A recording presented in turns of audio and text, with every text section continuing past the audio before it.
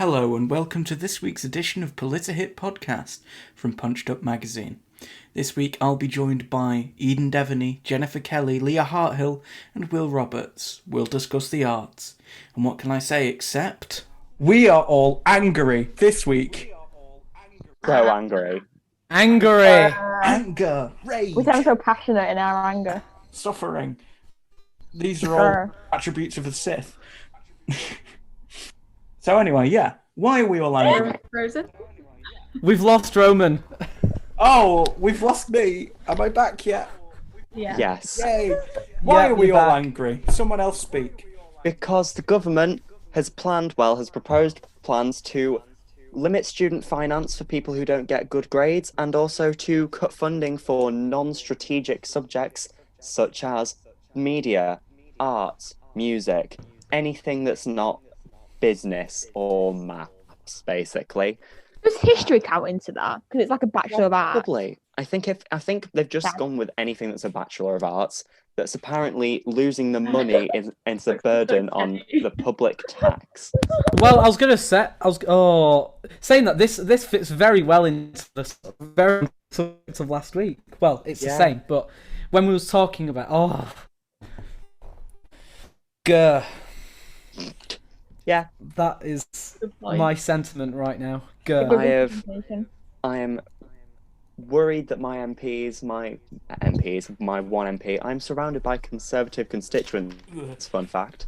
I have emailed my own MP and one that I met months ago on an NCS course, just hoping that because he's met me, he'd take some kind of pity. Legally, he doesn't have to. Legally, I don't think he's allowed to, but I think legally gonna try and- you have to read your gonna email, to be honest. guilt trip the MPs into realizing that, underprivileged students can't afford to finance their way through things, and cutting funding for the arts is a major blow to an industry that is already failing thanks to the pandemic and Tory austerity. There is no way a government could justify not funding one of the biggest sectors of the economy, and it's just so cruel and dehumanizing to tell us yet again, time after time, that the arts aren't viable and that they're a burden on public tax money.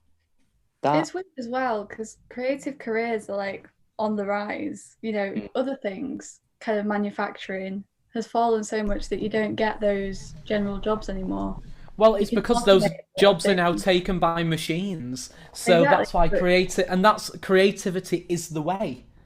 Yeah, you can't automate creativity. Yeah. So it's a good place to slot in. Precisely. It's like have you funnily enough, have you seen that Bark harmonizer on Google? And it's like no, but have you seen it? Are you familiar Seen with it? what? It's I've like not. you listen to it, and you're basically putting a melody on this piano roll thing, and then it harmonizes your melody with, and you listen to it and you go, well, this isn't. It's a formula. Yeah. It's not creativity. Yeah. And it's spooky. It's spooky that they want to do all of this. I'll tell you why It's not spooky. As I was saying to someone about 20 minutes ago, someone was saying how the government, they don't know how to do their jobs. I'd say they do. They've got a figurehead who is incompetent, hiding their malicious intentions behind the scenes. They know what they're doing. They are trying to force people who don't have the money to just stay where they are because they want to keep that wage gap wide. They want to make sure that people can't access the things that keep them in power. Yeah, it is. It's gatekeeping education again. And they kind of pride themselves with having like a good university system when it's hard as it is to get into that university system. Can't add like a minimum. You've got to get a C in order to be accepted to university on top of that. Especially now, just like a degree in itself doesn't even mean that much. It's kind of like because now a lot of people get degrees. It's like, oh, you need to get first, and it needs to be from a good university. Whereas your degree means nothing, and you're stuck, and you're still going to be poor. Yeah. As well, it's not even saying if you don't get a D, you can't come to university. It's saying if you don't get a D and you can't afford to pay your student finances without a student loan, then you can't come. Yeah. people who are already rich are fine to go to university still. Yeah, but it only It's affects called elitism. And Yeah. and something else what I hate about it is that, sorry Boris, you got Don't say sorry to your Boris. tuition for free. You got your but sorry Boris, but you got yours for free, so you have no say in the matter. Yeah. I think Boris is scared that he'll have to pay off his at least 6 children's fees for them, and he's trying to come up with a workaround for that. But the thing is, you don't even have to pay them off. That's not how the system works. The current system is forgiving. It gets wiped after 30 years, and you only pay it if you earn above the amount. So it's exactly not that he's scared of paying his kids' funds, because he doesn't have to. That's not his job. He can choose to. He might, because he makes a lot a year.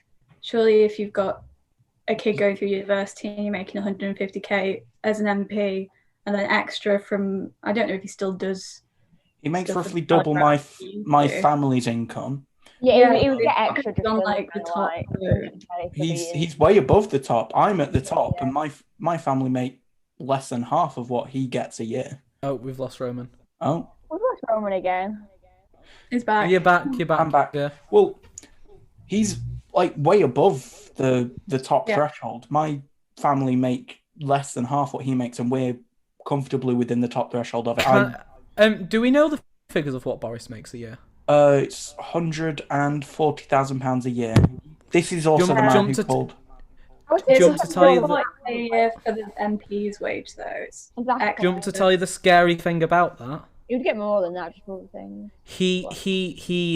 He earns over 50 times what I live on in a year. That's quite scary. Over 50 times. And yet they'll keep campaigning against raising the minimum wage to a living wage, because apparently that would push the government too far. Not paying him, $100,000 a year, just paying someone £15 an hour would be too much. It's any. Because I swear the minimum wage doesn't rise with inflation. It doesn't. How does that it doesn't. Most economists agree that because Britain's economy is itself isolated, it doesn't rely on anything but Britain's economy. We could raise the minimum wage and still not have the cost of goods affected. We could raise it and have people comfortably living. Oh, I'm back. We could raise it. Roman was talking economics and cut him off. Oh no! Crazy, just smiling though. I think Zoom has a filter, and if it just hears certain words, it just goes nope. That's why Roman's constantly going. Zoom just doesn't like me. He's now talking badly about Zoom and Zoom. Exactly. Zoom knows. Zoom is trying Zoom's to oppress listening to us. Zoom is trying to stop us from exposing the government, honestly. This is censorship. Going back, next week's conversation. Internet censorship. Oh. Anyway, you lot, you discuss, because I clearly can't input. Yeah, the fact that the government wants to get rid of student loans for people with below acceptable grades and people studying certain things. They've targeted industries that have got us through the pandemic, and why do you think they've done that? Because they're scared. I wouldn't want to guess, and I mean, I've emailed 2 MPs now, as I've said, and in both of them I have talked about how they are us through this pandemic. They are one of the biggest industries. They are one of the most important sectors. They are a massive. Oh, look! Do you see Will's talking passionately about the arts and how it's a good thing, and then Zoom just clonks him out. Censorship. Censorship of the arts. Censorship of the arts.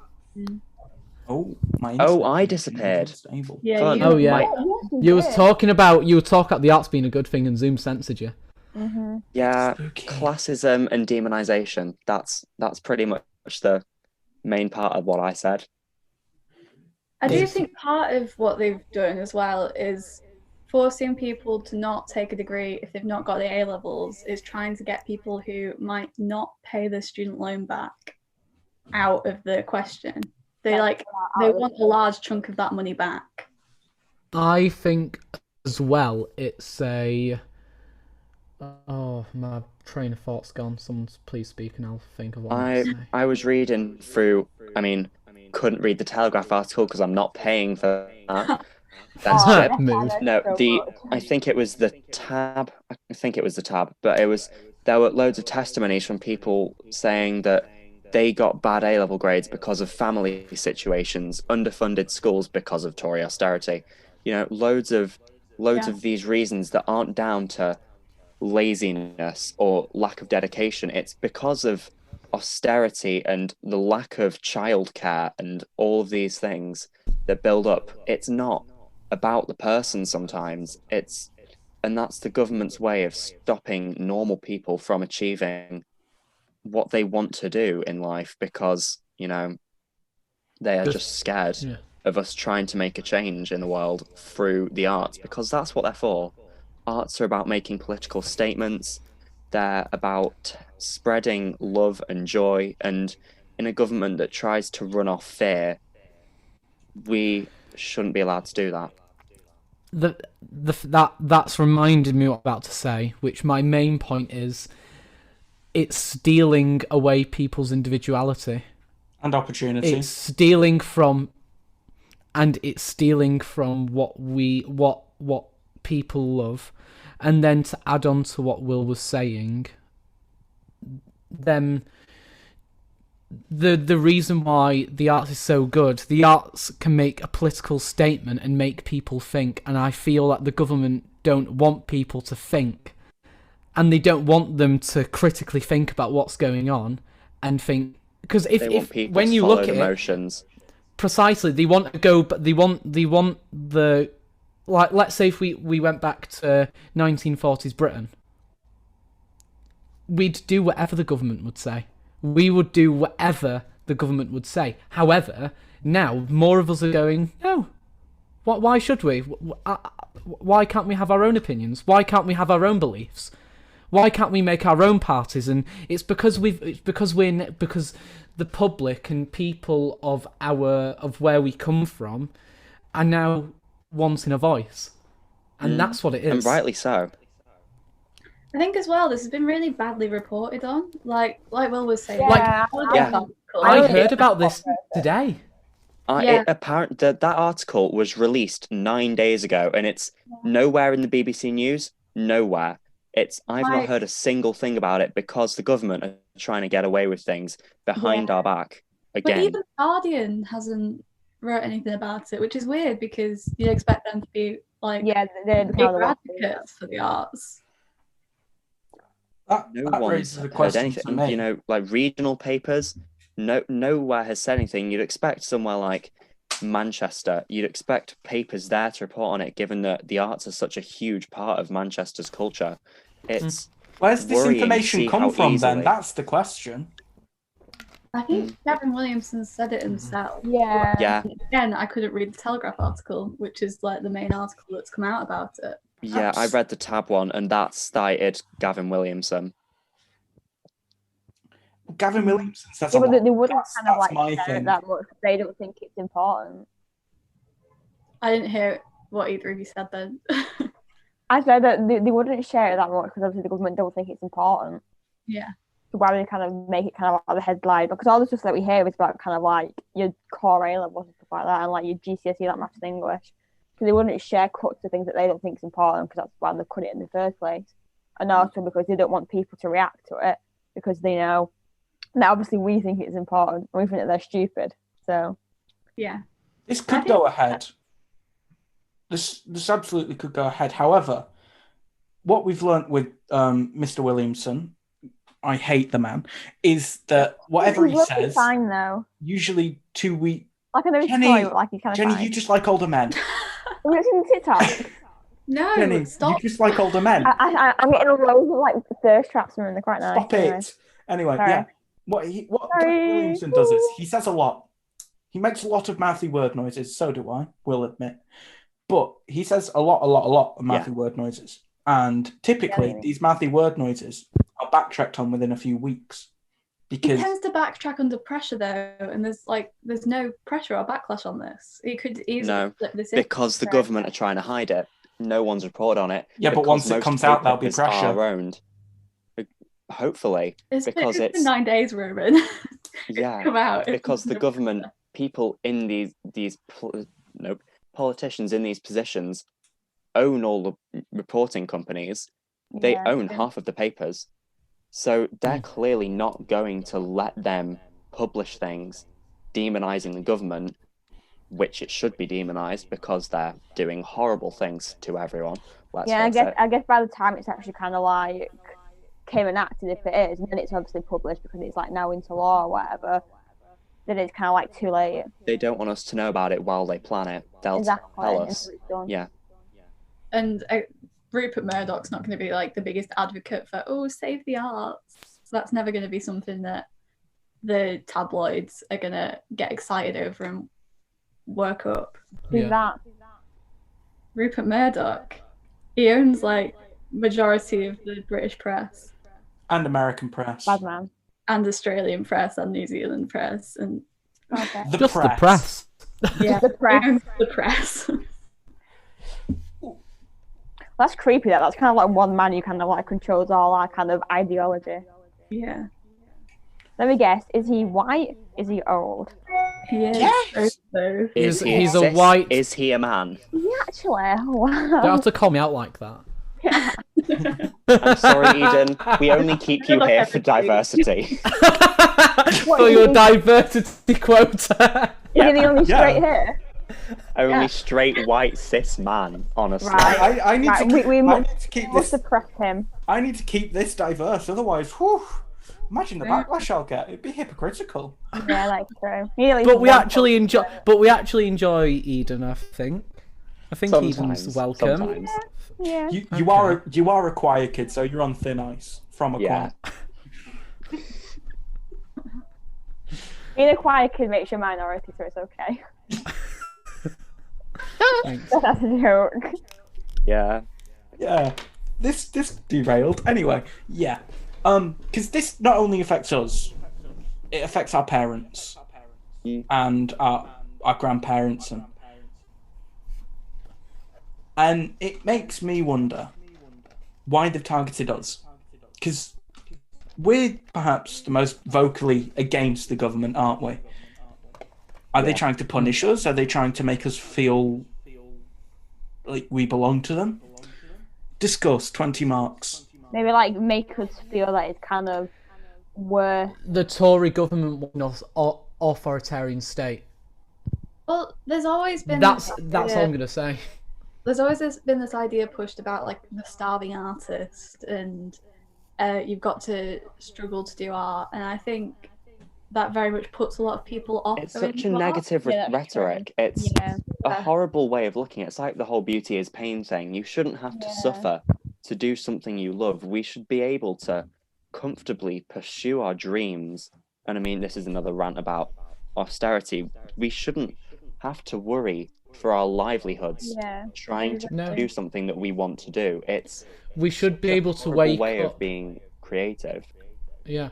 We should be able to wake up in the morning and go, I'm going to work now. I can't wait to get there, and I want to do it. When at the moment all it feels like is, I've got this job, and then I've got to do this, and I've got to check my finances, and I've got to make sure that I'm okay, and I've got to teach in later on, and that's how it's kind of. That's the kind of stigma behind it, when it should be we wake up and we go. Well, there was Ideal an article I was reading that said 75% of people in creative careers feel like they're engaged in the work and feel excited to go to work. With everyone that does normal professional careers, it's like 31 to 35%. Like teachers are 31% engaged. It shows that the arts are better, not only for the economy, but they're so much better for people's mental health. It's Yeah, and been if people are proven happy, time surely and that time is again quite good for the that economy and creativity anyway. is brilliant for you. It's Mhm. so bad that the government cares so little about mental health, about the economy, even though they're saying they're all for getting it going back up They again. just want it to trickle down. I Exactly. think that struggling artist mentality is probably quite dangerous as well, because if you kind of make it like kind of like the artist culture is to struggle, then it gives like It's the one of government those things that's become romanticized. Yeah, Well- there's like an incentive to change it. 'Cause it's like, well, that's part of what you're signing up for, but obviously that's not fair. Well, if this starving artist, why doesn't the government help? Why doesn't the government support? Because it wants to pressure you out of creative careers into becoming a financier. The thing is, we can't all be bankers, and we can't all work in Domino's, and we can't all do this, and we can't all do that. We If I was need a a banker, diversity. I would have a problem because I wouldn't be able to do it. Well, no, I and can't do basic They're trying to maths. beat us into They shouldn't want submission me and to do follow that. all of the dreams that they have for us. They don't want us to be independent people, and that's what's worrying. Gavin Your Williams, parents failed themselves and forces you to live out their dreams. Gavin Williamson, Rishi Sunak, and Boris Johnson can go ahead with all this anti-arts rhetoric. They have my full permission, provided, of course, when they go home, there is no wallpaper on the walls. There's no paint on the walls. They don't. They don't watch TV. They They don't don't eat listen to food. music. They don't There's no listen to radio music. playing. Yeah, no. They just exist. They don't even have a bed, because I'd argue that the furniture thing can't is, have any an art what on the people need walls. to realise, they need to realise everything is an art. Teaching not is an imagine- art. Can you not imagine Gavin Williamson going home and sitting in a room with like 4 brick walls and Yep. nothing around him? No plastering, no rendering. No, I They've not don't think. painted those walls. I don't think he goes home. I There's think no carpentry. he doesn't go home. He goes to Priti Patel's sex dungeon to get beaten. But even that's an art that the government doesn't support. They That's don't an art, support yeah. sex work, which they Exactly. should, because regulating it would make it safer. Well, that's the better. thing. Everything's okay if it's regulated. Mm. I'm not gonna go into details, but everything would be. Eden knows my stance on this, and I'm fully with him. But if everything was regulated, why? I don't know. It would bring more money into the UK economy, just like the arts does. Just like the arts does. The arts are over £70 billion in GDP for the country. Why do they want? I'm let's also 70 think about this from the billion. other side. Zoom Let's doesn't also like think about this from the statistics. other side. The teachers of those courses at degrees, you're demonising them as well. You're taking away their livelihoods by demonising us. If they don't have these courses to teach, then they can't have their livelihoods. They can't live their life. So you're not just affecting the courses. You're not closing down the courses and saving tax money. You're taking down those courses, limiting people's jobs, taking away jobs that already exist, stopping people's futures. It's so hard to try and justify that, and it's the delusional state that government are in that makes them feel like they can do that. Yeah. This will also affect their friends who own the publishers and the copywriters who sell the textbooks and the necessary text that you have to buy to complete. Well, the thing is, what you see with the press, you see lovely web design and lovely logos which are made by, believe it or not, artists. No. I know. Yeah, and then you look at Boris Johnson's campaigns that has been out there, especially his buses, and you see how nice it looks. Done. They were all put together by artists. You liar. Kind of like the arts and also have kind of like functional purposes. So like you three, if you three weren't like doing kind of like choir like after school, you might be like out committing crimes. You know what I mean? So it does. I commit crimes anyway. That was It a is joke. in a way a method of kind of like social control. So you think in that sense, government might eat it up. It's precisely. I've got no other words, but yeah, if you're I right. did choir, I've not been out setting fires. You know what I mean? Practical person. For legal reasons. Are you telling us that Jennifer's an arsonist? That's exactly what If so, my attraction just went up. If so, GMP, please do not listen to this Politihit podcast, as we would like Jennifer not to be in a jail by tomorrow evening. Jennifer Kelly's address is in fact at 10 Downing Street, London. She's got floppy Under the hair. persona of Mr. Johnson. Mr. Why did I Alexander just go to David Boris Cameron? the He Piffle is Johnson. he is not our Prime Minister. What? Sorry. Boris Johnson. I'm glad you're here. How do you feel, Boris Johnson? I'm right from Did you? Oh, So well, true. how's even? Save the NHS. Blue. Oh. I love how blue passport is promoted. Protect our NHS, and we will get our microwave meal in the oven and whack it on for 3 minutes and get Brexit done. It's like And on that note, it's goodbye from me, and from Alexander Boris the Piffle Johnson, it is. Goodbye. goodbye. Thank you for listening to this week's podcast. If you enjoyed it, please let us know in the comments below. Remember to like and subscribe, and click that notification bell.